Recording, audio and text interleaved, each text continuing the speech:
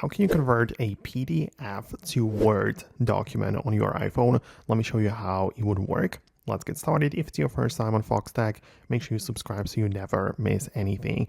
So you at first have to locate your PDF file. It's likely going to be part of the Files app, and in there, you make sure you don't click on it right away, but instead hold down on it and click on the Open With. And this is going to give you some options on how you can open up that particular PDF, and all of the available apps are going to be listed in here. And for example, I have the Microsoft Word app appearing right here. The reason is, of course, that I downloaded the app from the App Store. It is the Microsoft Word, and I can basically click on it and open up my PDF file through the Word app, right? So it's going to go like this. It's going to open it up in here. And now I'm basically working with a Word document. But the problem with it is that I need to be signed in with my Microsoft account. And perhaps I need to be subscribed to the premium features.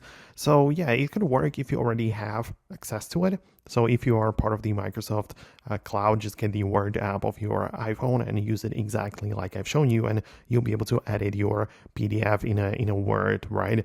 So that would be one way. But other than that, I really think that just a plain converter would get the job done, because there are apps as well as websites like online services which let you convert the files, right? So all I have to do now is to open up the Safari web browser, type in the PDF to Word converter, and there are going to be so many online tools where I can upload my PDF file and have it converted to the Word, which I can download, and it basically changes the format of that document. So that would be pretty simple, but of course it requires you to upload the file to like a third-party website, so it depends on whether you want to do it or not. But these are the most common ways how you can do this. Let me know if it worked for you. Subscribe for more tutorials and videos like this, and I'm gonna catch you later.